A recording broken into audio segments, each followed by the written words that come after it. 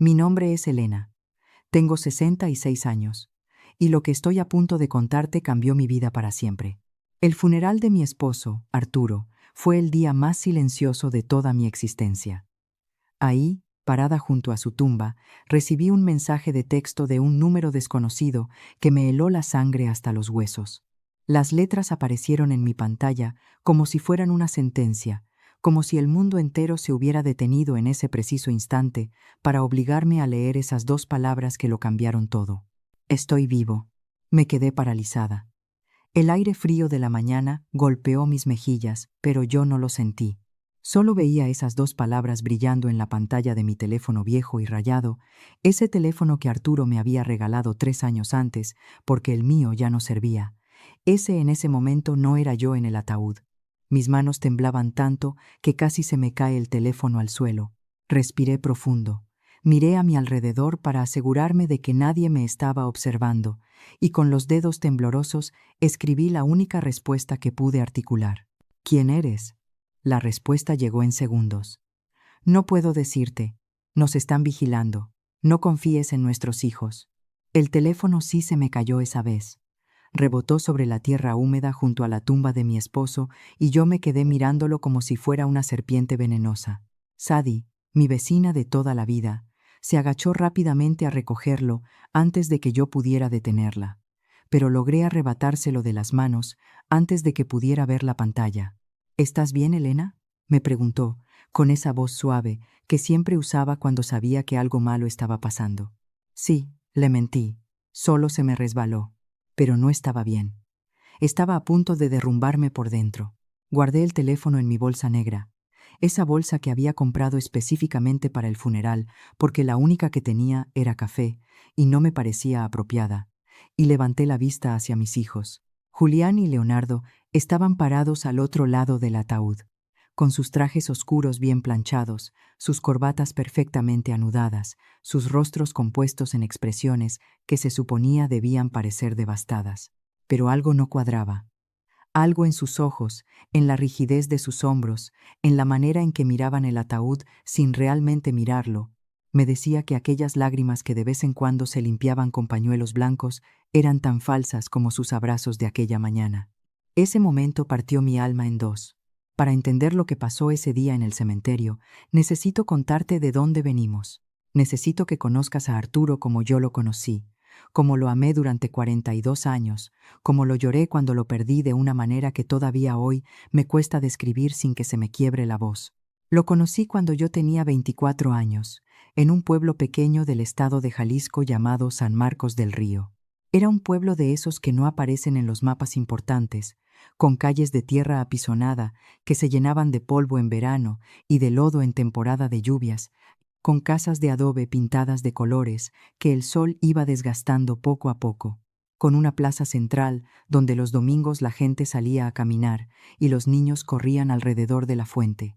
Era un pueblo humilde, tranquilo, de gente trabajadora que no tenía mucho, pero tampoco le pedía demasiado a la vida. Yo trabajaba limpiando casas ajenas para ayudar a sostener a mi mamá enferma. Salía antes de que amaneciera, cargando mi cubeta y mis trapos, y no regresaba hasta que el sol ya se estaba metiendo detrás de los cerros. Era una vida dura pero honesta, y mi mamá siempre me decía que la honestidad era el único lujo que nunca nos podían quitar. Arturo tenía un taller de bicicletas que había heredado de su papá, don Ramón, un hombre callado y bueno que había muerto de un infarto cuando Arturo tenía apenas 16 años. El taller quedaba en la calle principal, a 2 cuadras de la iglesia, y olía a aceite de máquina y a metal caliente. Era un lugar pequeño, desordenado pero funcional, con herramientas colgadas en las paredes y bicicletas en distintos estados de reparación, ocupando cada rincón disponible. La primera vez que me habló fue un martes por la mañana. Yo iba caminando al mercado con mi vestido verde desgastado y mis huaraches que ya tenían más remiendos que cuero original, y él salió del taller con las manos manchadas de grasa, el cabello revuelto y una sonrisa tímida que me llegó directo al corazón antes de que yo pudiera hacer nada por evitarlo. «Buenos días, Elena», me dijo con una voz suave, casi nerviosa. «¿Necesitas que te revise la bicicleta?» Yo no tenía bicicleta, nunca había tenido una. pero inventé el pretexto más ridículo que se me ocurrió en ese momento, y me quedé hablando con él durante 20 minutos sobre una bicicleta imaginaria que supuestamente tenía la llanta trasera desinflada. Cuando me di cuenta de lo que estaba haciendo, me puse tan colorada que Arturo se rió, y esa risa fue lo primero que me robó el corazón completamente. Me contó después que él ya me había visto pasar varias veces por enfrente del taller, y que siempre había querido hablarme, pero nunca había encontrado el valor. Eso me pareció tan tierno, tan genuinamente humano, que supe en ese instante que ese hombre tímido con las manos manchadas de grasa iba a ser importante en mi vida. Esa conversación se convirtió en más conversaciones. Las conversaciones se convirtieron en paseos por la tarde, sentados en la plaza, viendo pasar a la gente y compartiendo los sueños que uno tiene cuando todavía es joven y todavía cree que el mundo es un lugar generoso. Los paseos se convirtieron en promesas. Y las promesas se convirtieron en una boda sencilla en la iglesia del pueblo, con flores del jardín de mi tía Consuelo, un vestido prestado que mi mamá arregló hasta que quedó perfectamente a mi medida, y una torta de 3 pisos que hizo la señora Petra de la panadería como regalo de bodas. No teníamos nada, literalmente, no teníamos nada.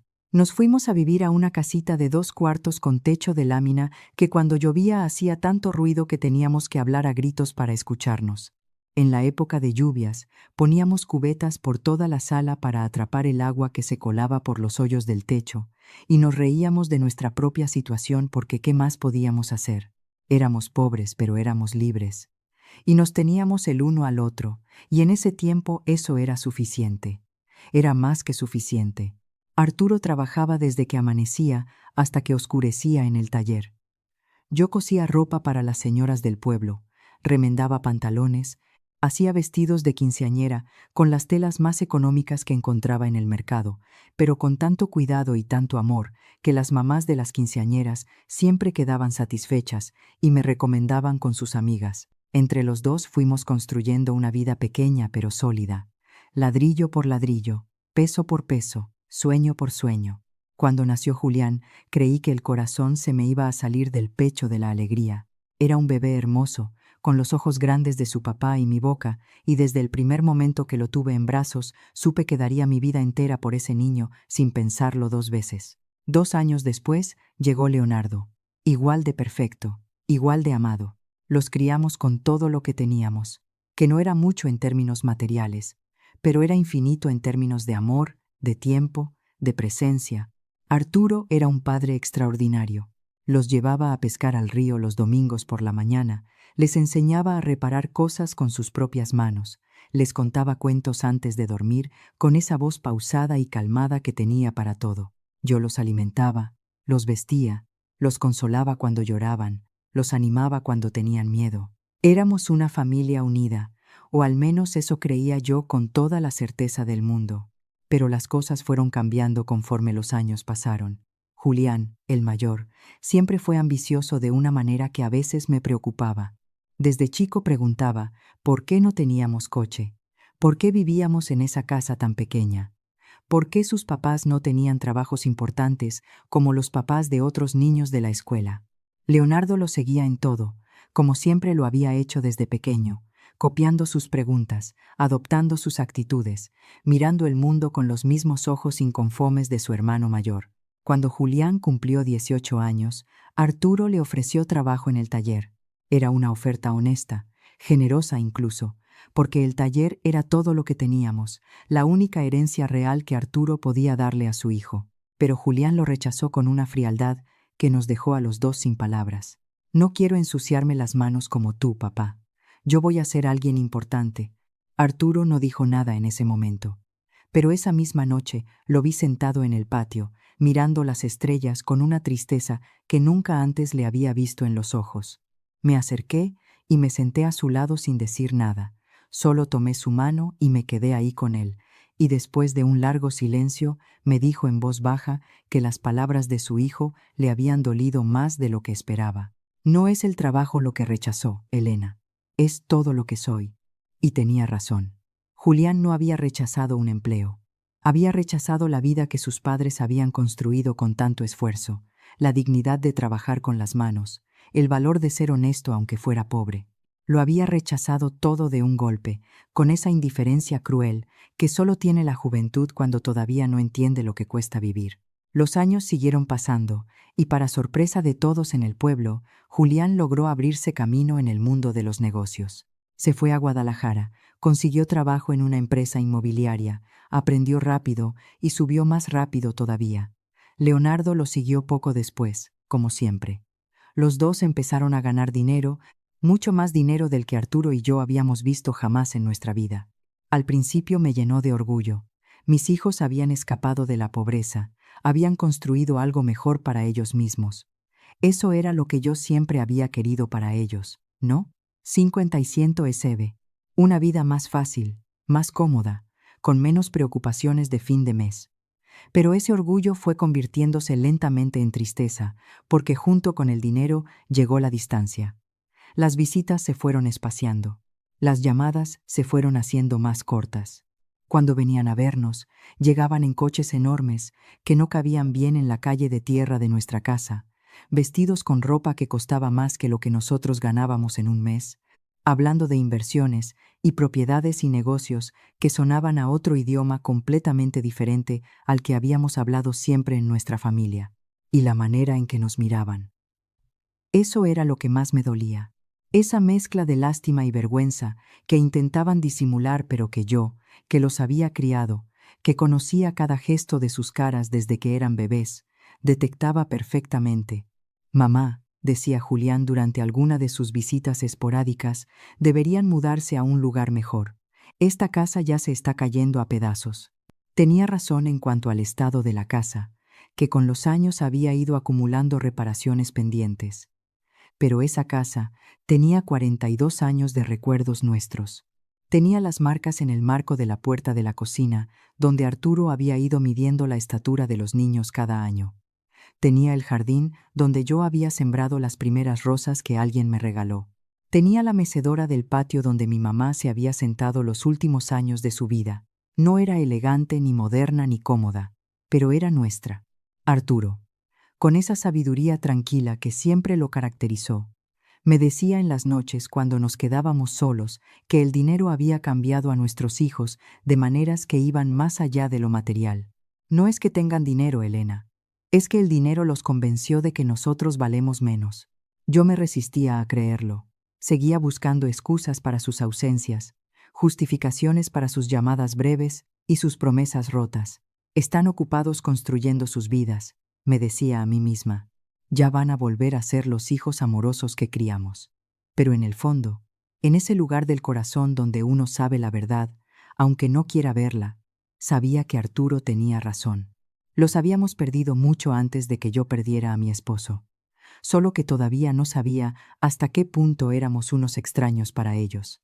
El cambio más drástico llegó cuando Julián se casó con Gabriela, una mujer de la ciudad que nunca ocultó el desprecio que le producía nuestra manera de vivir. La primera vez que la trajo a conocernos, llegó con tacones altos que se hundían en el camino de tierra del patio, con un vestido rojo elegantísimo que parecía sacado de una revista, con el cabello perfectamente arreglado y ese tipo de perfume que se siente desde que alguien entra al cuarto. «Mucho gusto», dijo con una sonrisa que no llegó a sus ojos, extendiendo solamente las puntas de los dedos para saludarme como si darme la mano completa fuera demasiado esfuerzo. Durante la cena, Gabriela casi no tocó la comida que yo había preparado con tanto cuidado desde temprano en la mañana. Movía los frijoles de un lado al otro del plato. Cortaba pedacitos diminutos de la carne, pero raramente se los llevaba a la boca. Miraba los vasos de vidrio y los platos de talavera que habían sido parte de nuestra mesa desde siempre con una expresión que intentaba disimular, pero que yo leí perfectamente. Mientras yo servía el arroz, escuché que Julián le susurraba algo al oído. Alcancé a oír solo el final de la frase. La próxima vez los llevamos a un restaurante. Cada palabra me cayó como una bofetada. Yo que me había levantado a las 6 de la mañana para hacer esa comida. Yo que había ido al mercado específicamente a comprar los ingredientes que a Julián le gustaban desde niño. Yo que había limpiado la casa de arriba a abajo para que su novia la viera presentable. Todo eso no valía nada para él. Leonardo, por su parte, siguió soltero pero adoptó la misma actitud distante que su hermano. Sus visitas se limitaban a fechas especiales y aún en esas ocasiones siempre parecía tener prisa por irse. Estaba constantemente en el teléfono, cerrando tratos, revisando mensajes, incluso en medio de las conversaciones. «Mamá, tengo que irme», decía siempre antes de lo esperado. «Tengo una junta importante mañana muy temprano». Las comidas familiares del domingo fueron convirtiéndose en un recuerdo lejano. Las navidades se volvieron frías y formales. Mis hijos llegaban con regalos caros que no necesitábamos, se quedaban 2 o 3 horas y se iban con un alivio que no se molestaban demasiado en disimular. Arturo y yo envejecimos solos, acompañándonos el uno al otro como siempre lo habíamos hecho, apoyándonos, consolándonos. Él seguía trabajando en el taller, aunque sus manos ya no tenían la misma fuerza de antes. Yo seguía con mis costuras, aunque mis ojos ya no eran los mismos. Nos arreglábamos con lo que teníamos, orgullosos de nunca haberle pedido nada a nuestros hijos exitosos, de no ser una carga para nadie, de mantenernos con dignidad. ¿Sabes cuál es la parte más triste de todo esto, Elena?, me dijo Arturo una noche, mientras tomábamos café en el patio. No es que tengan dinero, es que el dinero los hizo creer que nosotros somos menos importantes que sus negocios. Tenía razón, como casi siempre.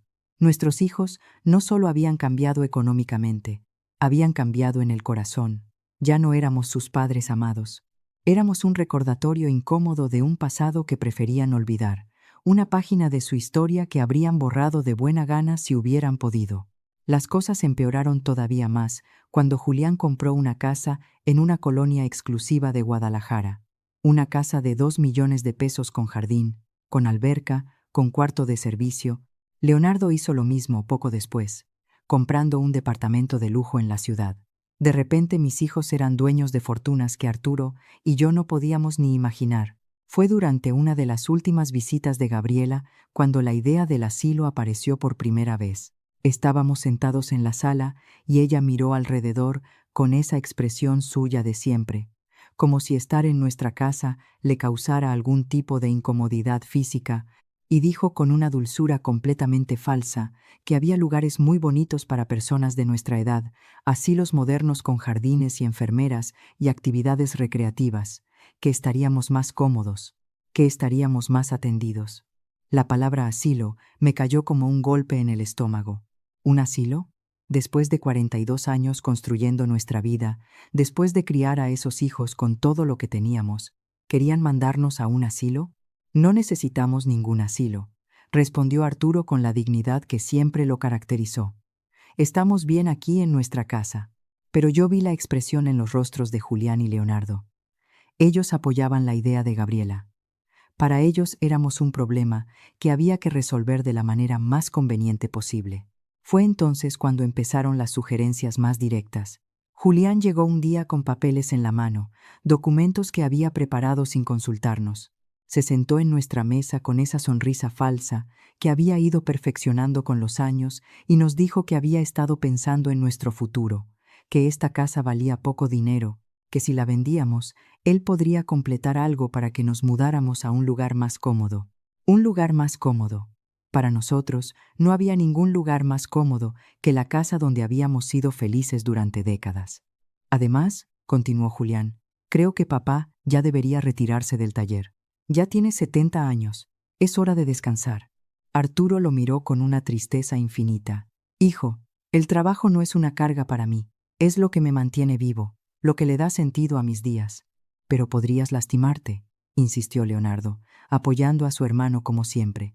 A tu edad un accidente podría ser muy peligroso. Sus palabras sonaban preocupadas. Pero yo sentía que había algo más detrás de esa urgencia, una impaciencia que no podía terminar de descifrar. Los meses siguientes fueron tensos.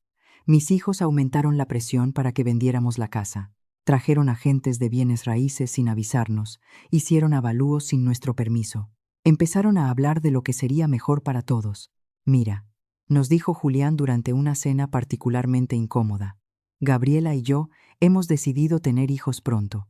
Vamos a necesitar ayuda con los gastos. Si venden la casa y se mudan a algo más pequeño, ese dinero podría ser como una herencia anticipada. ¿Una herencia anticipada? ¿Me estaba pidiendo nuestra herencia en vida? La audacia de la petición me dejó sin palabras. Arturo se mantuvo tranquilo, pero yo vi cómo se le tensó la mandíbula. Hijo, cuando tu mamá y yo ya no estemos, todo lo que tenemos será para ustedes. Pero mientras vivamos, nuestras decisiones son nuestras. No sean tercos, intervino Leonardo, con una dureza que nunca antes le había escuchado. Ya están viejos. No pueden seguir viviendo en el pasado. Esa noche, después de que se fueron, Arturo y yo nos quedamos hablando hasta el amanecer. Por primera vez en 42 años de matrimonio, hablamos abiertamente de la posibilidad de que nuestros hijos no fueran las personas que creíamos haber criado, de que algo en ellos se había torcido irreparablemente. Algo está mal, Elena, me dijo Arturo, con una preocupación que nunca antes había visto en sus ojos. Esto no es solo ambición ni impaciencia. Hay algo más oscuro detrás de toda esta presión. Yo no supe en ese momento qué tan exactas eran sus palabras. No imaginé que mis propios hijos estaban planeando algo que cambiaría nuestras vidas para siempre. No supe que la tragedia que vendría no sería un accidente del destino, sino una conspiración cuidadosamente orquestada por las dos personas en las que más confiaba en el mundo. La última conversación normal que tuve con Julián fue 3 semanas antes de la muerte de Arturo.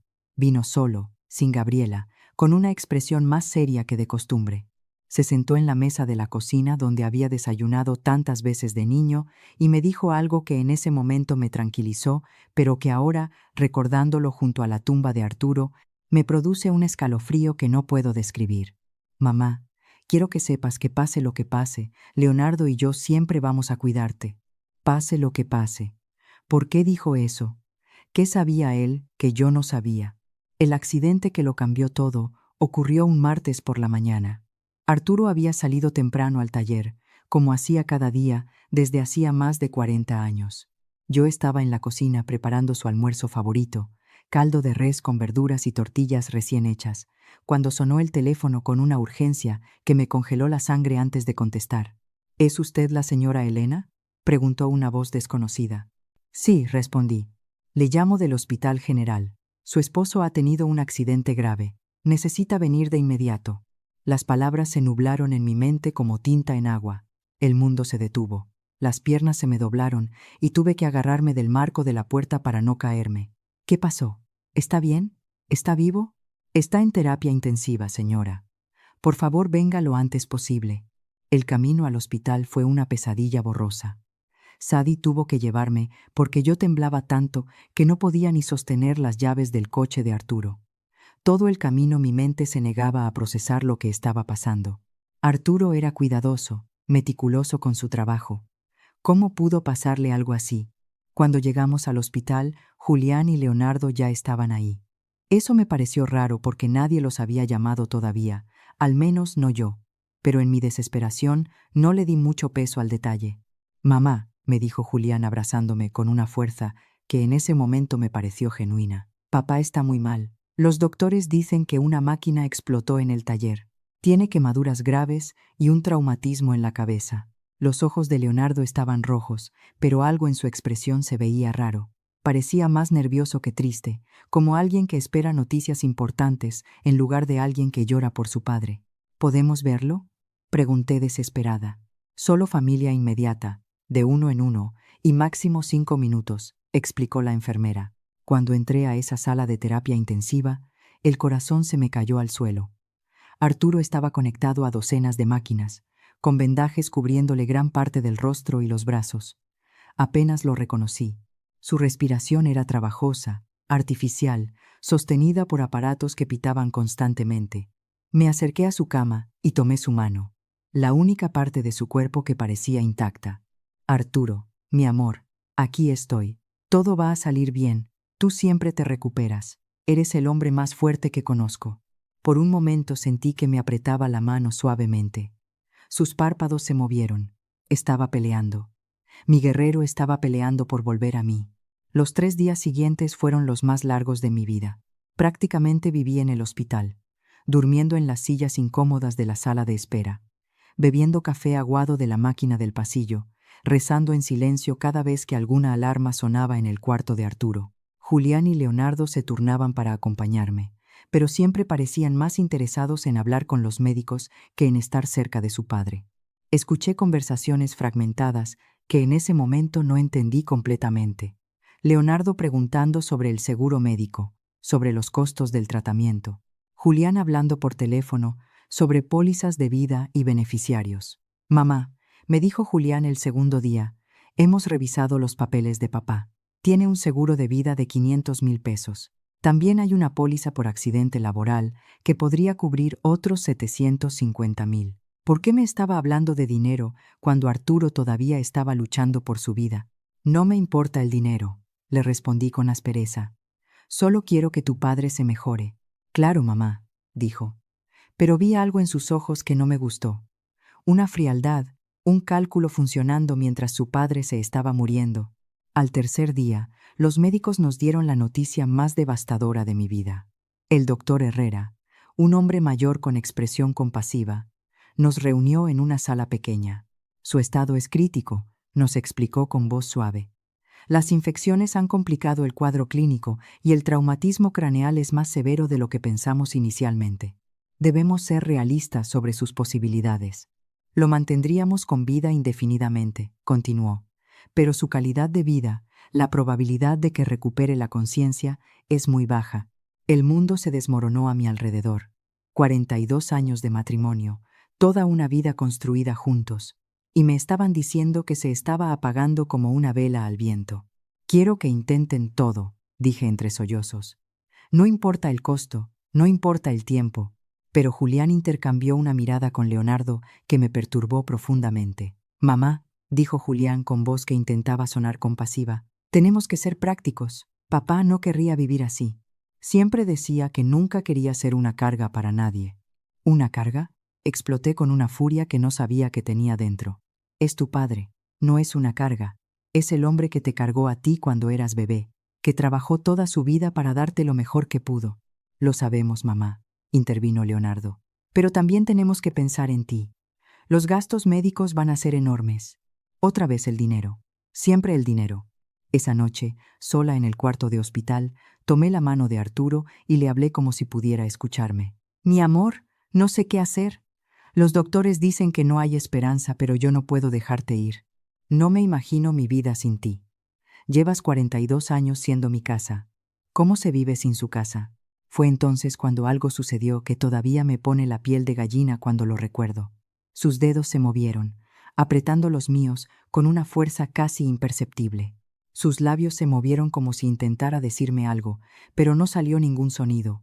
Llamé a las enfermeras desesperada. Está respondiendo, está tratando de hablar, les dije. Pero cuando llegaron, Arturo había vuelto a su estado anterior. La enfermera revisó los monitores y negó con la cabeza.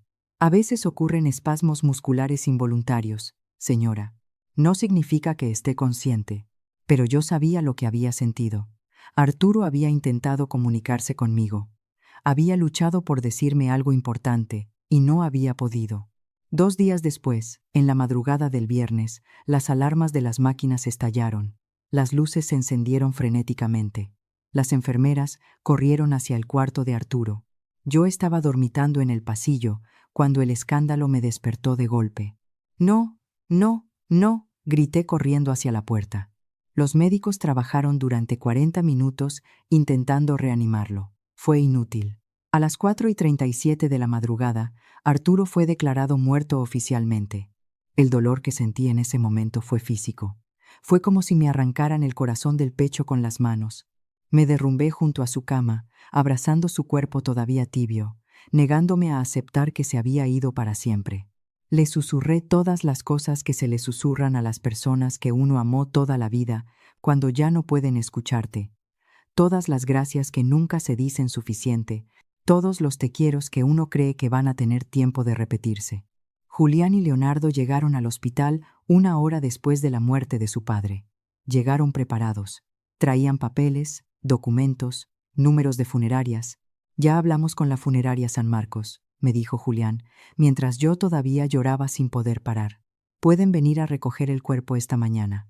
Ya iniciamos el trámite con la aseguradora también, agregó Leonardo. ¿Cómo podían estar tan eficientes, tan organizados, tan fríos 1 hora después de que su padre había muerto?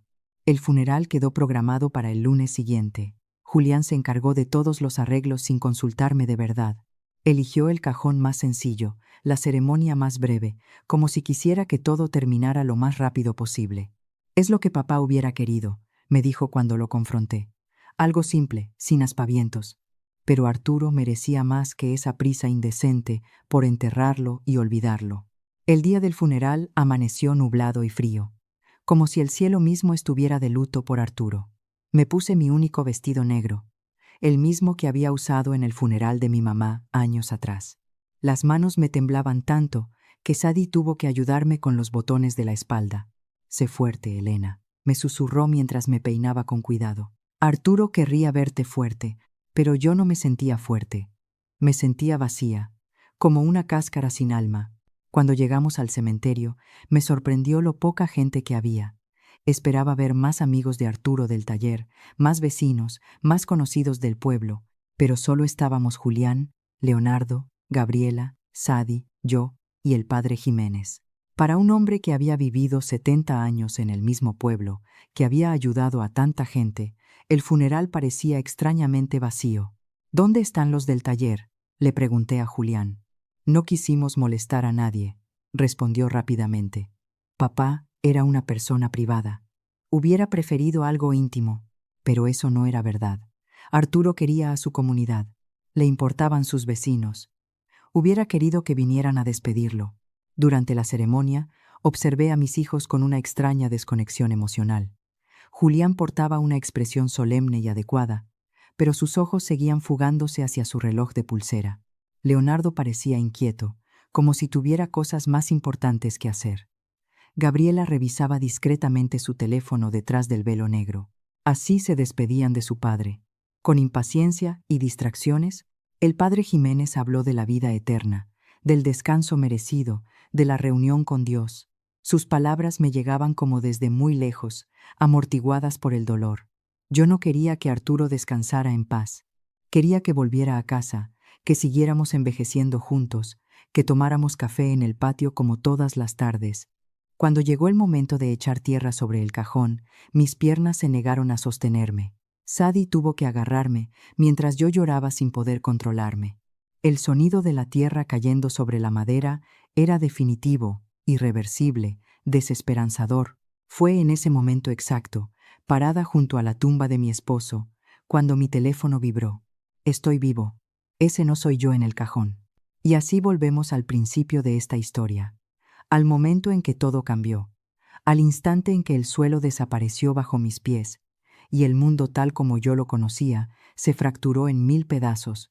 Esa noche, sola en mi casa que ahora se sentía como un mausoleo, repasé cada detalle de los últimos días. El accidente de Arturo había sido extraño desde el principio.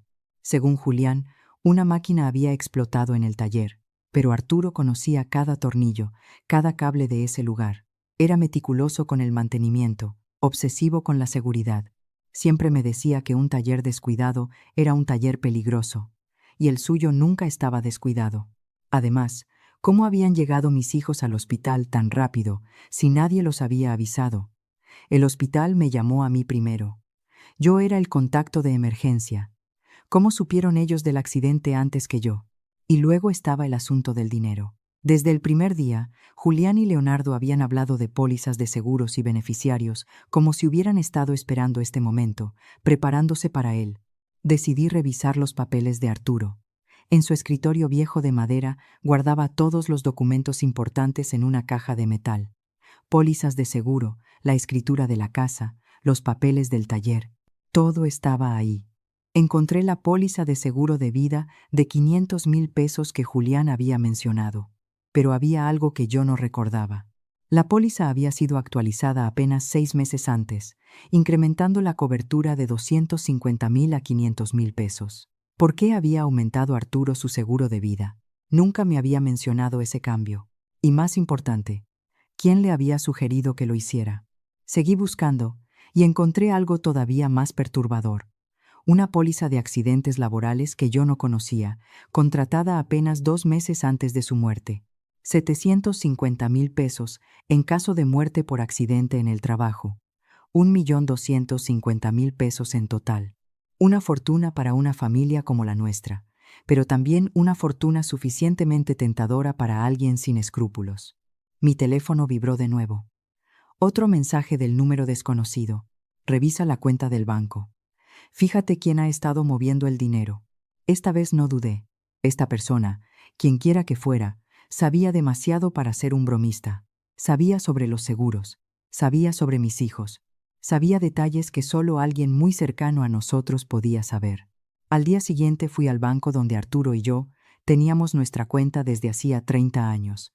La señora Martínez, la gerente que nos había conocido de siempre, me recibió con condolencias sinceras y con esa calidez que tienen las personas buenas cuando saben que uno está sufriendo. Elena, cuánto lo siento. Arturo era un hombre muy bueno. Gracias, señora Martínez. Necesito revisar nuestras cuentas. Quiero entender nuestra situación financiera. Me mostró los estados de cuenta de los últimos 6 meses. Lo que vi me dejó paralizada. Durante los últimos 3 meses se habían hecho retiros significativos de nuestra cuenta de ahorros. 50,000 pesos en enero, 30,000 en febrero, 40,000 en marzo. Dinero que yo no sabía que había sido movido. ¿Quién autorizó estos retiros? Pregunté con la voz temblando. Su esposo vino personalmente, señora. Decía que necesitaba el dinero para reparaciones en el taller, pero yo manejaba las finanzas del hogar. Sabía exactamente cuánto dinero teníamos y cuánto gastábamos. Arturo nunca me había mencionado reparaciones costosas en el taller, y definitivamente nunca habíamos hablado de retirar 120,000 pesos de nuestros ahorros. ¿Tiene las firmas de esos retiros? Pregunté. Me mostró los comprobantes. Era la letra de Arturo, pero algo en la escritura se veía diferente, demasiado temblorosa, demasiado insegura para su trazo usualmente firme y claro. Señora Martínez, ¿vino solo a hacer esos retiros o alguien lo acompañó? Ella pensó por un momento. Ahora que lo menciona, creo que 1 o 2 veces vino con uno de sus hijos, con Julián, me parece. Decía que lo ayudaba con el papeleo, porque Arturo tenía problemas para leer los documentos sin sus lentes. Julián. Mi hijo había estado presente en retiros de dinero que yo desconocía por completo, usando los ojos cansados de su padre como pretexto. Pero Arturo veía perfectamente bien con sus lentes, que nunca se quitaba durante el día. Esa tarde, mientras revisaba los comprobantes una y otra vez, recibí otro mensaje. El seguro fue idea de ellos. Convencieron a Arturo de que necesitaba más protección para ti. Fue una trampa. Ya no podía negar la evidencia que se acumulaba frente a mí. Las pólizas misteriosamente incrementadas, los retiros no autorizados, la presencia de Julián en transacciones que yo desconocía, su eficiencia sospechosa al organizar el funeral, su frialdad en los últimos momentos de vida de su padre. Pero la pregunta que me aterraba era si realmente habían planeado la muerte de Arturo, cómo lo habían hecho, y quién era la persona que me estaba mandando esos mensajes. ¿Cómo sabía tanto de lo que había pasado? Los días siguientes se convirtieron en una pesadilla de dudas y sospechas. Cada sonrisa de Julián, cada abrazo de Leonardo, cada palabra de condolencia, se sentía como una máscara que ocultaba algo siniestro. Necesitaba más pruebas antes de poder aceptar una verdad tan horrible como la que se estaba formando en mi mente. Mi teléfono siguió recibiendo mensajes del número misterioso. Ve al taller de Arturo. Busca en su escritorio. Hay cosas que no viste. Decidí ir al taller por primera vez desde el accidente. Julián había dicho que una máquina explotó, pero cuando llegué encontré algo completamente diferente a lo que esperaba. El taller estaba extrañamente limpio, demasiado limpio para haber sido el escenario de una explosión. No había marcas de quemadura en las paredes, no había escombros, no había señales de la destrucción que semejante accidente debería haber causado. ¿Dónde está la máquina que explotó?, me pregunté en voz alta. Recorrí el taller completo y encontré todas las máquinas en su lugar, funcionando perfectamente. La soldadora, el compresor, la esmeriladora, todo intacto, todo en perfecto estado. En el escritorio de Arturo encontré algo que me heló la sangre. Una nota con su letra, fechada 3 días antes de su muerte. Julián insiste en que necesito más seguro. Dice que es para Elena, pero algo no se siente bien. No confío en sus intenciones. Debajo de esa nota había otra. Leonardo me trajo papeles para firmar. Dice que son para modernizar el taller, pero no entiendo bien de qué se tratan. ¿Por qué tanta prisa? Mi esposo había tenido sospechas. Había sentido que algo estaba mal con el comportamiento de nuestros hijos, pero murió antes de poder contarme. Seguí buscando y encontré un sobre cerrado con mi nombre. Lo abrí con manos temblorosas. Era una carta de Arturo. Mi querida Elena, si estás leyendo esto significa que algo me pasó. En los últimos meses he notado cambios extraños en Julián y Leonardo. Están demasiado interesados en nuestro dinero, en los seguros, en que vendamos la casa. Gabriela los está presionando mucho. Ayer Julián me dijo que debería preocuparme más por mi seguridad, porque a mi edad cualquier accidente puede ser fatal. No sé por qué, pero esas palabras me sonaron como una amenaza. Te amo, Elena. Si algo me pasa, no confíes ciegamente en nadie, ni siquiera en nuestros hijos. La carta se me cayó de las manos. Arturo había previsto su propia muerte. Había visto las señales que yo, cegada por el amor de madre, había ignorado completamente. Esa tarde, Julián vino a visitarme. Llegó con una botella de vino y una sonrisa que ahora me parecía completamente falsa. Mamá, he estado pensando en tu futuro, dijo sirviéndose un vaso sin preguntarme si yo quería. El dinero del seguro ya se está procesando. Va a ser 1.250.000 pesos. ¿Cómo sabes el monto exacto? Pregunté, fingiendo ignorancia. Pues yo ayudé a papá con los trámites del seguro. Él quería asegurarse de que tuviera suficiente dinero para vivir cómodamente. Una mentira. Arturo nunca había querido aumentar el seguro. Según su propia nota, había sido presionado por Julián. Eso me quedó absolutamente claro en ese instante. ¿Y qué crees que debería hacer con ese dinero? Le pregunté, observando cuidadosamente su reacción. Sus ojos se iluminaron con un brillo que me dio escalofríos. Podrías comprar una casita más pequeña y cómoda. O mejor todavía, moverte a un buen asilo donde tengas compañía y atención médica. Leonardo y yo podríamos administrar tu dinero para hacerlo crecer. Administrar mi dinero. Solo queremos cuidarte, mamá. A tu edad es fácil que te estafen o que tomes malas decisiones financieras. Nosotros sabemos de inversiones, de negocios. Podríamos triplicar ese dinero en pocos años. Voy a pensarlo, le dije, para ganar tiempo. Esa noche recibí otro mensaje. Mañana ve a la presidencia municipal. Pide el reporte del accidente de Arturo. Hay contradicciones que necesitas conocer. Al día siguiente fui a las oficinas del municipio. El oficial Ramírez, que había conocido a Arturo de toda la vida, me recibió con un abrazo sentido. ¿El reporte del accidente de mi esposo? Pregunté con una expresión confundida. El del taller. ¿Cuándo? Explotó la máquina. El oficial Ramírez revisó sus archivos y negó con la cabeza. No tenemos ningún reporte de una explosión en el taller de Arturo aquí. De hecho, no tenemos ningún reporte de un accidente laboral que lo involucre. Sentí que el mundo se tambaleaba bajo mis pies.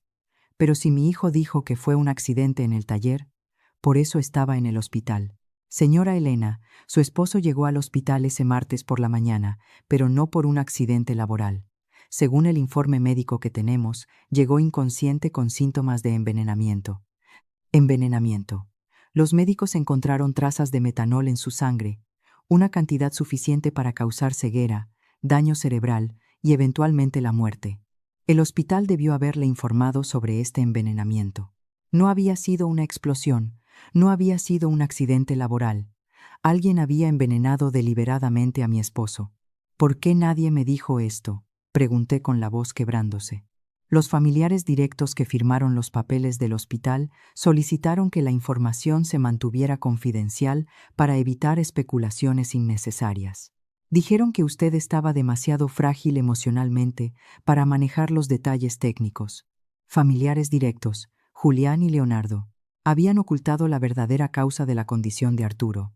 Habían inventado la historia de la explosión y habían manipulado a todos, incluida a mí, para encubrir un asesinato. Señora Elena, continuó el oficial Ramírez, si usted tiene sospechas sobre las circunstancias de la muerte de su esposo, podemos abrir una investigación formal. Tenía más que sospechas. Estaba segura de que mis propios hijos habían asesinado a su padre por dinero. Esa tarde, Leonardo vino a la casa con un ramo de flores y la misma sonrisa falsa de siempre. ¿Cómo estás, mamá? Te ves cansada. Estoy bien, mentí. Solo pensando en el futuro. Qué bueno que piensas en eso. Julián y yo hemos hablado. Creemos que deberías vender la casa pronto, mientras el mercado inmobiliario está activo. ¿Por qué la prisa? Pues las casas viejas pierden valor rápidamente, y tú necesitas el dinero. Más mentiras. Leonardo, le dije mirándolo directamente a los ojos. Tú sabías que tu padre no murió de un accidente laboral. Por una fracción de segundo vi pánico en su expresión, pero se recuperó rápidamente. ¿De qué estás hablando, mamá? Fui a las oficinas del municipio. No hay ningún reporte de una explosión en el taller de tu papá. Esta vez el pánico fue más evidente. Mamá, no deberías estar haciendo esas cosas. Te van a confundir. El duelo te está afectando. El duelo me está afectando. O ustedes dos me han estado mintiendo desde el principio. Se levantó abruptamente, tirando el café que le había servido. Creo que necesitas descansar. Hablaremos cuando estés más calmada. Se fue rápidamente, pero no sin antes hacer una llamada en el patio de la casa. Aunque no podía escuchar las palabras, el tono era urgente.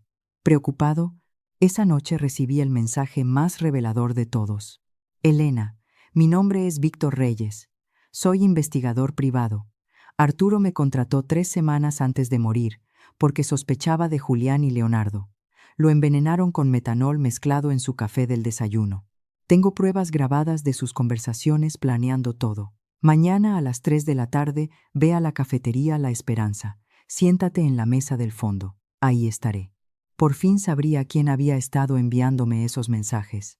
Y más importante, tendría las pruebas que necesitaba para obtener justicia por la muerte de mi esposo. Pero también sabía que no tenía mucho tiempo. Julián y Leonardo habían mostrado sus cartas. Si no actuaba rápido, terminaría encerrada en un asilo mientras ellos gastaban el dinero que le había costado la vida a Arturo. La guerra había comenzado. Y aunque yo era una mujer de 66 años enfrentando a 2 hombres despiadados, tenía algo que ellos no tenían. La verdad, y la verdad, tarde o temprano, siempre encuentra la manera de salir a la luz. Esa noche, por primera vez, desde la muerte de Arturo, sonreí, porque supe que mi esposo no había muerto en vano. Su cautela, su instinto, su decisión de contratar a un investigador privado iba a permitirme hacer justicia. Julián y Leonardo habían subestimado gravemente a su madre. Estaban a punto de descubrir que una mujer que pelea por la memoria de su esposo asesinado es una fuerza más poderosa que toda su codicia combinada. El día siguiente llegó cargado de nerviosismo y anticipación. Me vestí con cuidado, eligiendo mi vestido morado más serio, el que usaba para las ocasiones importantes. Si iba a conocer al hombre que podía darme las respuestas que necesitaba, quería estar preparada para cualquier revelación. A las 2:30 de la tarde caminé hacia la cafetería La Esperanza, con pasos decididos pero cautelosos.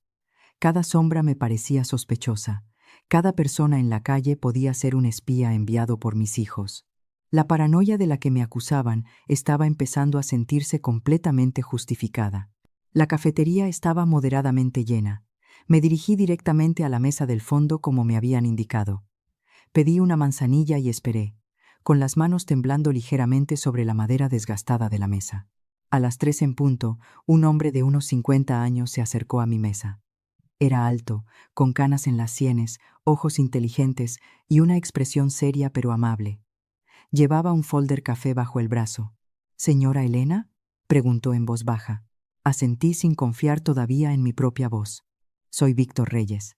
Lamento mucho su pérdida». Arturo era un buen hombre. Se sentó frente a mí y colocó el folder sobre la mesa.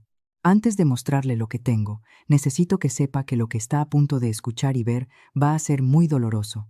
¿Está preparada?». Me he estado preparando desde que recibí su primer mensaje. Respondí con una firmeza que no sabía que poseía. Víctor abrió el folder y sacó una pequeña grabadora. Arturo vino a verme hace un mes. Estaba preocupado por el comportamiento de sus hijos. Me contrató para investigarlos discretamente. Presionó el botón de reproducción. La voz de Arturo, tan familiar y amada, llenó el pequeño espacio entre nosotros. «Víctor, necesito que sepa que si algo me pasa, no va a ser un accidente. Julián y Leonardo me han estado presionando para aumentar mis pólizas de seguro de vida. Ayer Julián me trajo papeles que dijo eran para proteger mejor a Elena. Pero cuando los leí, me di cuenta de que también había cláusulas que los beneficiaban directamente a ellos.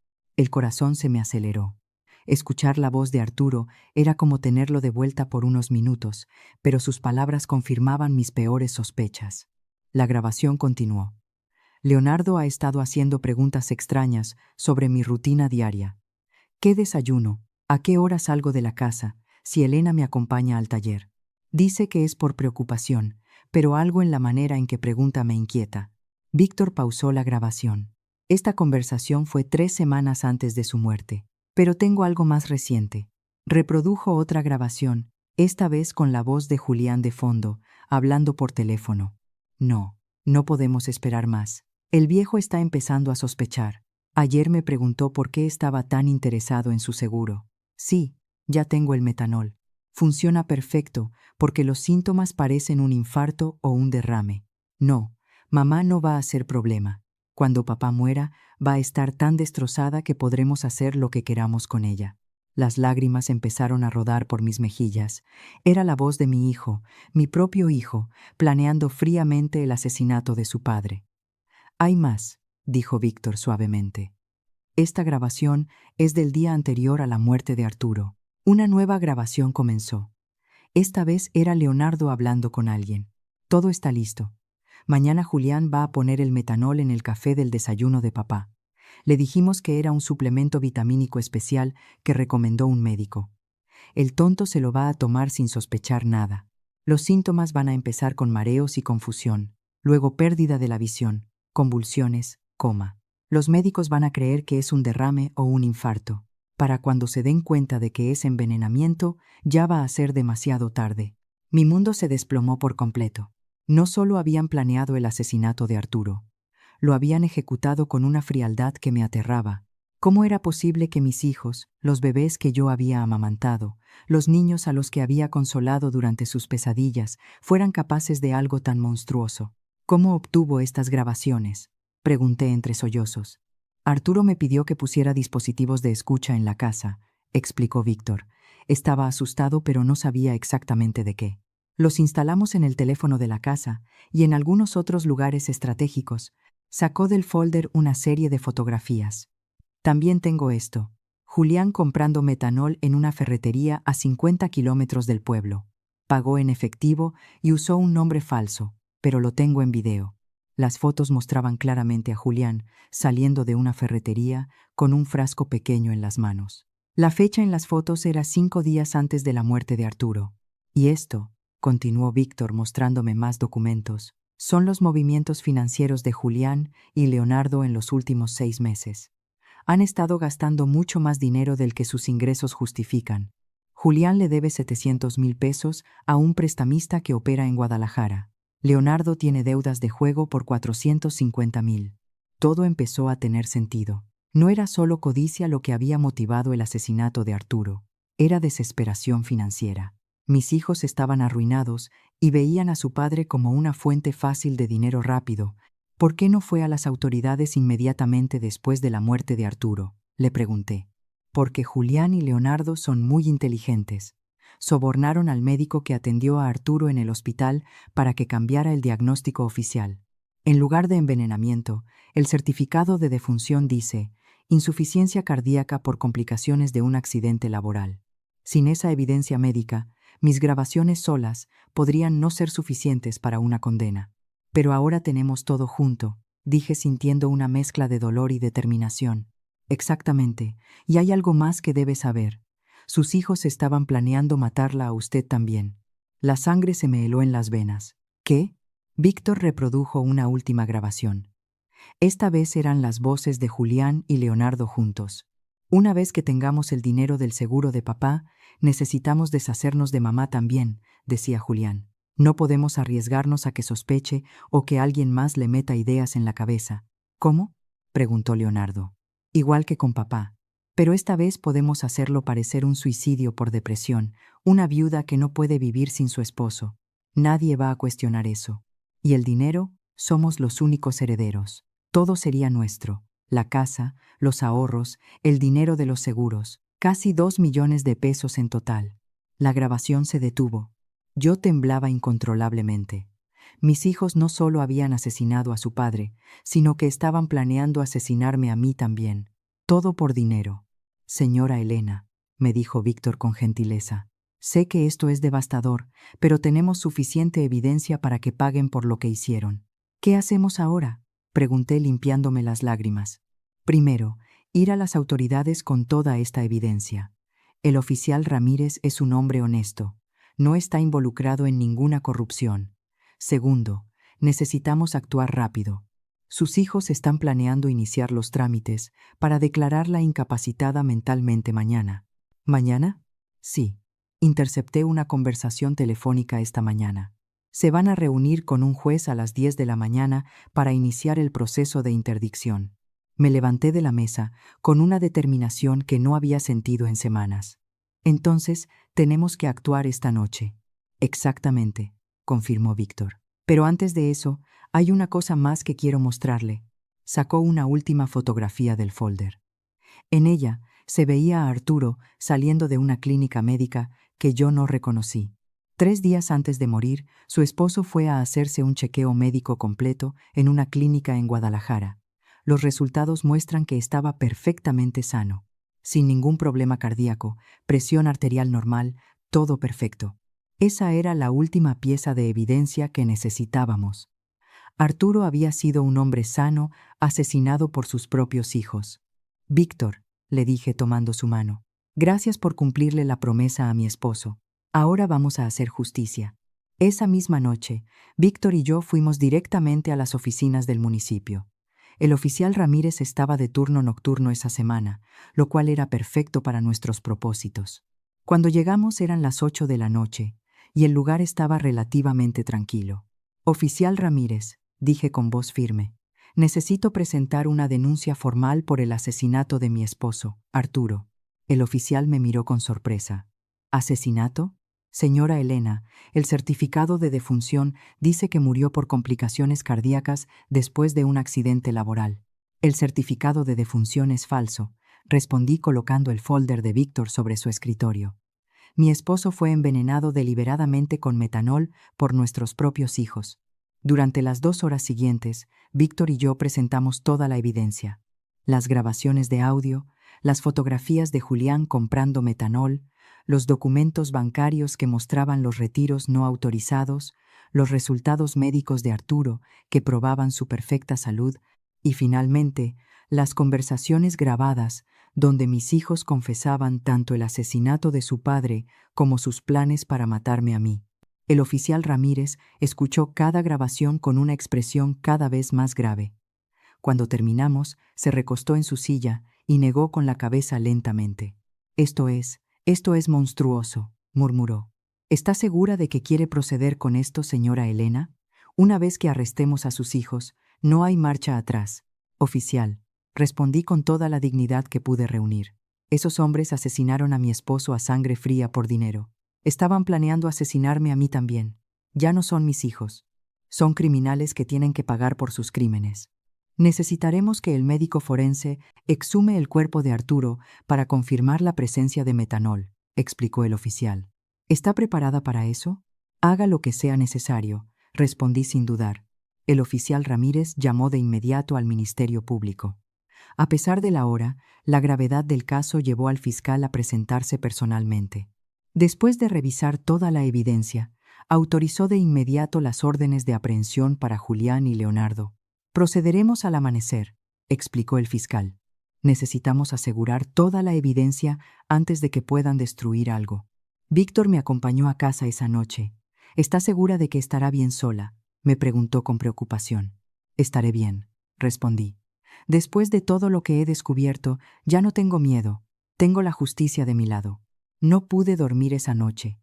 Me senté en la cocina mirando las fotografías de Arturo que teníamos en las paredes. Por primera vez desde su muerte, no solo sentí dolor, sentí esa extraña mezcla de tristeza y satisfacción que uno siente cuando sabe que pronto habrá justicia para alguien que amó. A las 6 de la mañana me llamó Julián. Mamá, necesito que vengas a la casa de Leonardo de inmediato. Pasó algo terrible. ¿Qué pasó?, pregunté, fingiendo preocupación. Es mejor que te explique en persona. Por favor, ven rápido. Sabía que era una trampa. Después de escuchar las grabaciones la noche anterior, sabía que estaban planeando acelerar sus planes para deshacerse de mí. Pero también sabía que la policía ya estaba en camino a sus casas. Ya voy para allá, mentí. En lugar de ir a la casa de Leonardo, me quedé en mi cocina esperando. A las 7:30 de la mañana, vi desde mi ventana varios coches de la policía dirigiéndose en diferentes direcciones hacia las casas de mis hijos. Mi teléfono sonó repetidamente durante la siguiente hora. Primero Julián, luego Leonardo, ambos con voces cada vez más desesperadas, preguntando dónde estaba. No contesté ninguna llamada. A las 9 de la mañana, el oficial Ramírez tocó mi puerta. Señora Elena, hemos arrestado a Julián y a Leonardo. Están bajo custodia policial, acusados de homicidio calificado y conspiración para cometer homicidio. Sentí que me temblaban las piernas, pero esta vez no era de miedo, era de alivio. ¿Cómo reaccionaron?, pregunté. Julián lo negó todo al principio, pero cuando le pusimos las grabaciones, se desmoronó. Leonardo intentó huir por la ventana trasera de su casa. Tuvimos que perseguirlo 6 cuadras. Esa tarde, Gabriela vino a verme. Llegó llorando, suplicando, una mujer completamente diferente a la persona fría y calculadora que yo había conocido. Señora Elena, por favor, tiene que retirar los cargos contra Julián. Él no es mala persona, solo estaba desesperado por las deudas. Yo lo presioné mucho para que consiguiera dinero. Esto también es culpa mía. La miré sin ningún rastro de compasión. Gabriela, tu esposo envenenó a mi esposo. Estaba planeando envenenarme a mí también. No hay ninguna explicación ni justificación para eso. Pero somos familia, lloró desesperadamente. Piensa en lo que esto le va a hacer a la familia. La familia murió el día que decidieron matar a Arturo por dinero. Le respondí fríamente. Ahora por favor sal de mi casa. 3 días después se llevó a cabo la exhumación del cuerpo de Arturo. Los resultados del laboratorio confirmaron exactamente lo que Víctor había descubierto. Niveles letales de metanol en su sistema, suficientes para causar todos los síntomas que mi esposo había experimentado antes de morir.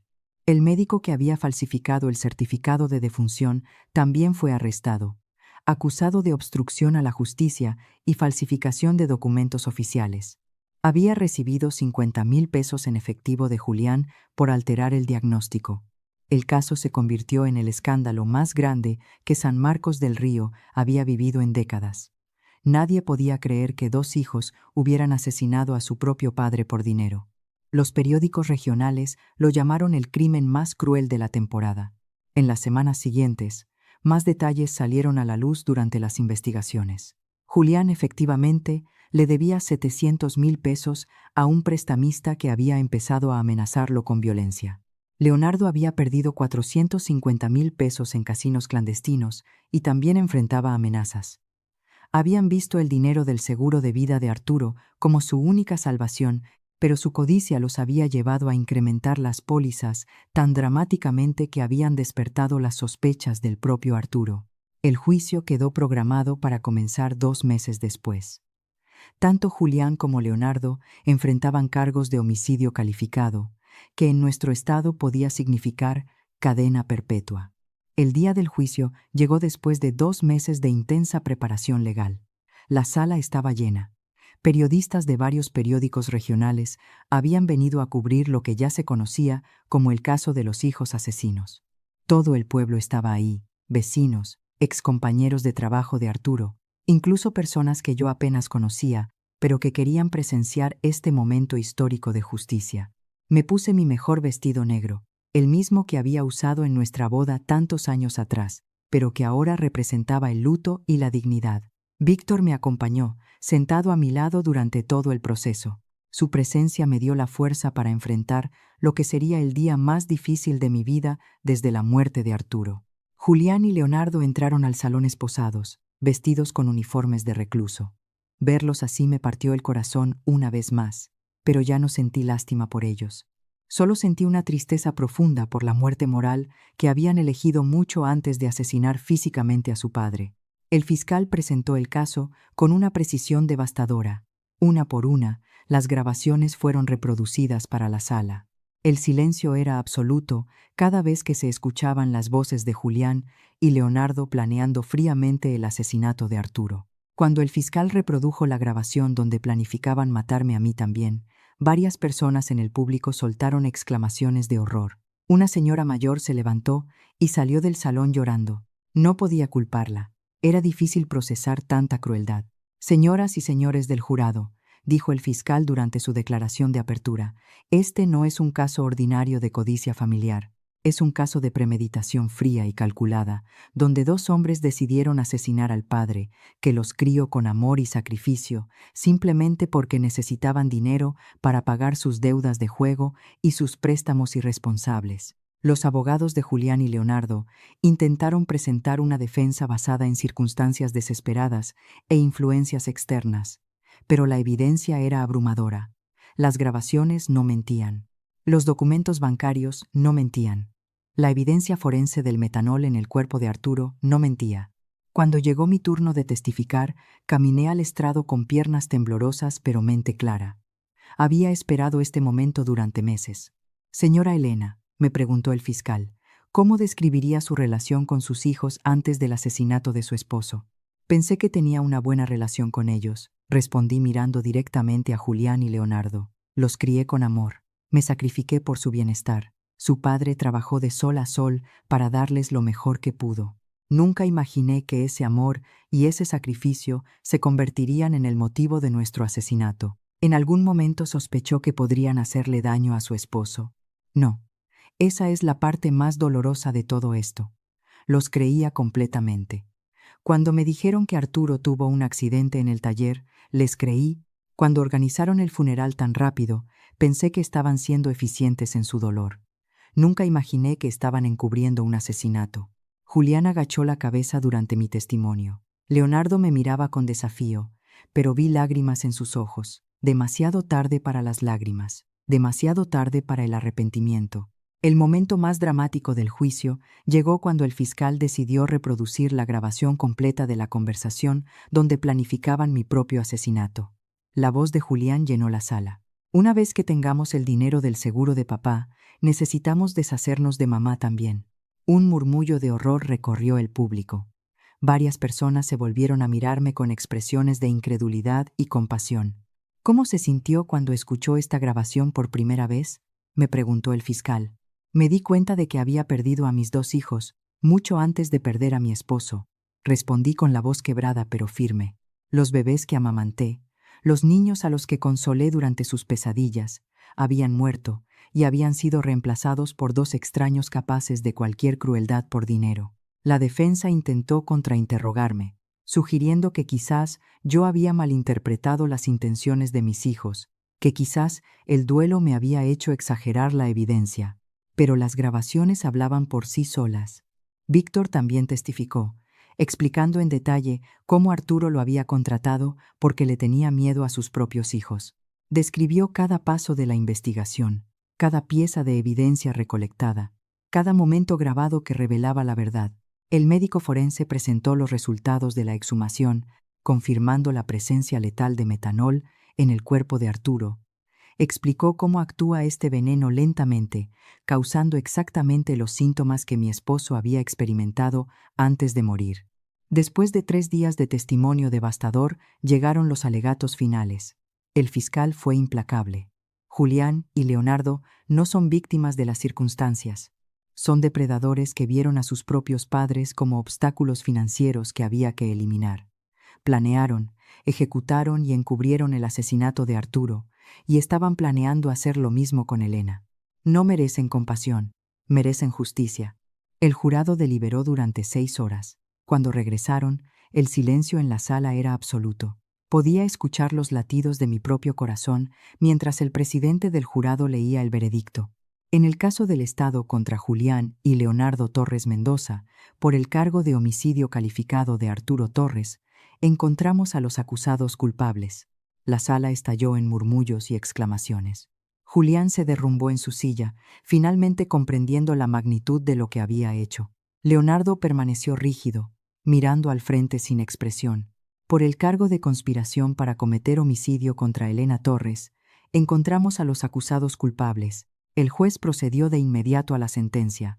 Julián y Leonardo Torres Mendoza, por el asesinato premeditado de su padre y la conspiración para asesinar a su madre, los condeno a cadena perpetua sin posibilidad de libertad condicional. Cuando escuché esas palabras, sentí que un peso enorme se levantaba de mis hombros. Justicia. Por fin había justicia para Arturo. Después del juicio, mucha gente se acercó a abrazarme y expresar su apoyo. Sadie lloró conmigo, no de tristeza, sino de alivio. Ahora Arturo puede descansar en paz, me susurró. Esa noche regresé a mi casa, que ahora se sentía diferente. Ya no era un lugar de dolor y traición, era mi hogar otra vez, el lugar donde Arturo y yo habíamos sido felices durante 42 años. Víctor vino a visitarme una semana después del juicio. ¿Cómo te sientes?, me preguntó. ¿En paz?, respondí honestamente. Por primera vez desde la muerte de Arturo, duermo tranquila. Sé que él está descansando porque su muerte no quedó impune. ¿Y el dinero, el seguro, los ahorros? Doné el dinero del seguro de vida a una fundación para víctimas de crímenes familiares, expliqué. Ese dinero estaba manchado de sangre. Nunca habría podido usarlo. Mis ahorros personales son suficientes para vivir modestamente el resto de mis días. 6 meses después del juicio, recibí una carta de la prisión. Era de Julián. Mamá, sé que no merezco tu perdón, pero necesito que sepas que me arrepiento de todo. El dinero, las deudas, la desesperación nos cegaron. Perdimos toda humanidad. Leonardo y yo destruimos a la familia más amorosa del mundo por dinero que ni siquiera llegamos a disfrutar. Mañana pienso quitarme la vida en mi celda. No puedo vivir con lo que hicimos. Cuídate, mamá. Dile a papá que lo sentimos. Fuimos muy malos hijos. No llegué a tiempo a evitar su suicidio. Julián fue encontrado en su celda al día siguiente. Leonardo, al enterarse de la muerte de su hermano, sufrió un colapso mental completo y fue trasladado al hospital psiquiátrico de la prisión. Hoy, 2 años después del juicio, vivo tranquilamente en mi pequeña casa. Convertí el taller de Arturo en un jardín donde cultivo flores que llevo a su tumba cada domingo. Víctor se ha convertido en un amigo cercano, visitándome regularmente para asegurarse de que estoy bien. A veces, los vecinos me preguntan si extraño a mis hijos. La respuesta es complicada. Extraño a los niños que fueron, pero esos niños murieron mucho antes que Arturo. Los hombres en que se convirtieron no eran mis hijos. Eran extraños que compartían mi sangre, pero no mi corazón. He aprendido que la familia verdadera no se define por la sangre, sino por el amor, la lealtad y el respeto mutuo. Arturo fue mi verdadera familia durante 42 años. Los amigos que me apoyaron durante el juicio son mi familia ahora. La justicia no devolvió a Arturo, pero me trajo paz. Y en las noches tranquilas, cuando me siento en el patio donde tantas veces tomamos café juntos, juro que puedo sentir su presencia. Orgulloso de mí por haber tenido la fuerza de hacer lo correcto, aunque eso significara perder a mis hijos para siempre. Han pasado 5 años desde aquel terrible día en el cementerio, cuando recibí el primer mensaje que cambió mi vida para siempre. Hoy tengo 71 años, y mi cabello completamente blanco refleja todas las tormentas que he enfrentado y superado. Pero mis ojos, como siempre me dice mi querida Sadie, brillan con una paz que antes no tenían. La casa donde Arturo y yo construimos nuestros sueños sigue siendo mi santuario. Le he hecho algunas mejoras con el dinero que había ahorrado. Pinté las paredes de un amarillo suave, el color favorito de Arturo, y convertí su antiguo taller en el jardín más bonito del barrio. Rosas rojas, claveles blancos, girasoles que siempre buscan el sol, tal como él me enseñó a hacer durante nuestros años más difíciles. Víctor Reyes se convirtió en algo más que el investigador que me ayudó a obtener justicia. Se convirtió en mi familia elegida. Me visita todos los miércoles por la tarde y tomamos café en el patio mientras me cuenta historias de sus otros casos. A veces me pregunta si me arrepiento de haber denunciado a mis propios hijos, si no habría sido mejor guardar el secreto y vivir con la mentira. Nunca, le respondo siempre. La verdad duele, pero la mentira mata el alma. La fundación que establecí con el dinero del seguro de vida se ha convertido en algo más grande de lo que jamás imaginé.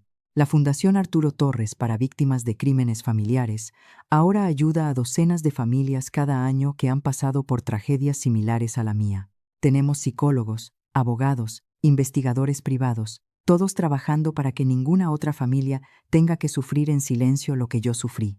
Hace 6 meses vino a verme una mujer de 40 años. Se llamaba Elena y sospechaba que su hermano había asesinado a su madre por la herencia. Su historia era dolorosamente similar a la mía. Familiares codiciosos, presión para vender propiedades, comportamiento extraño después de la muerte. La fundación le proporcionó un investigador privado, asesoría legal gratuita y apoyo psicológico durante todo el proceso. Cuando su hermano fue sentenciado por homicidio 3 meses después, Elena vino a abrazarme llorando. Señora Elena, usted me salvó la vida. Si usted no hubiera tenido el valor de denunciar a sus propios hijos, yo nunca habría tenido el valor de denunciar al mío. Son esos momentos los que me recuerdan por qué todo el dolor que viví valió la pena. Leonardo sigue vivo, aunque ya no es el mismo hombre que conocí. Después del suicidio de Julián, su mente se quebró completamente. Los médicos dicen que vive en un estado constante de culpa y paranoia, creyendo que Arturo viene a visitarlo cada noche para condenarlo por el asesinato. Ha intentado quitarse la vida 3 veces, pero los guardias de la prisión lo tienen bajo vigilancia constante. Recibo cartas de él de vez en cuando. Son incoherentes, llenas de disculpas, desesperadas y súplicas de perdón. Al principio las leía buscando algún rastro del hijo que había criado con tanto amor, pero luego me di cuenta de que leer esas cartas solo reabre heridas que ya habían sanado. Ahora las guardo sin abrir en una caja de zapatos. Quizás algún día las lea, quizás no. Tengo derecho a proteger mi paz. Gabriela desapareció del pueblo inmediatamente después del juicio. Alguien me dijo que se fue a la ciudad y cambió su nombre. No la culpo. Cargar con el apellido de un asesino no debe ser fácil.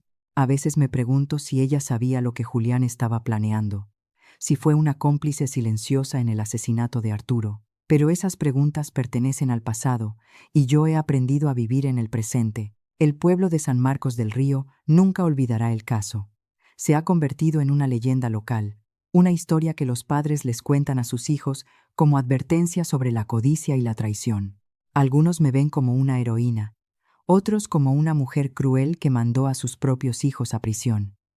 No me importa lo que piensen. Yo sé la verdad, y la verdad me ha dado la paz que necesitaba. Mi salud se ha mantenido sorprendentemente buena para mi edad. El doctor dice que es porque finalmente pude liberarme del estrés y la tristeza que cargaba. El cuerpo sana cuando el corazón encuentra paz, me explicó durante mi último chequeo. Los domingos por la mañana son mis favoritos. Corto flores frescas de mi jardín y camino hasta el cementerio a visitar la tumba de Arturo. Su lápida tiene una inscripción que mandé grabar después del juicio. Arturo Torres Herrera, esposo amado, padre traicionado, hombre honorable. Su amor fue más fuerte que su muerte. Le cuento todo lo que ha pasado durante la semana. Le hablo de la fundación, de las familias que hemos ayudado, de las cartas de agradecimiento que recibo de personas que encontraron justicia gracias a nuestra historia. Juro que puedo sentir su aprobación en el viento que mueve las hojas de los árboles cercanos. ¿Sabes qué es lo más extraño, mi amor?, le dije durante mi última visita. Ya no siento dolor cuando pienso en Julián y Leonardo, solo siento lástima. Lástima porque tuvieron todo el amor del mundo y eligieron el odio. Tuvieron una familia que los adoraba y eligieron la traición. Tuvieron la oportunidad de ser hombres honorables como tú y eligieron ser asesinos. La semana pasada vino a verme una periodista de la ciudad para hacerme una entrevista para un documental sobre crímenes familiares. Me preguntó si había algo que quisiera decirle a otras personas que pudieran estar pasando por situaciones similares. La familia no es excusa para el crimen, respondí. El amor no es ciego. El amor con límites es el amor verdadero. Si alguien que dice amarte es capaz de hacerte daño por dinero o por conveniencia, esa persona no te ama de verdad, y nunca, nunca es demasiado tarde para buscar justicia, no importa quién sea el culpable. Este año, en el 5º aniversario de la muerte de Arturo, organicé una ceremonia especial en su memoria. Vinieron más de 200 personas, vecinos, miembros de la fundación, familias a las que hemos ayudado, funcionarios locales. Fue hermoso ver cómo su muerte, que comenzó como una tragedia, se había convertido en una fuerza de bien en tantas vidas. Víctor dio un discurso emotivo. Arturo Torres murió a causa de la codicia de sus hijos, pero su legado vive en cada familia que encuentra justicia gracias al coraje de su esposa. El mal intentó destruir su historia, pero el bien la convirtió en esperanza para otros.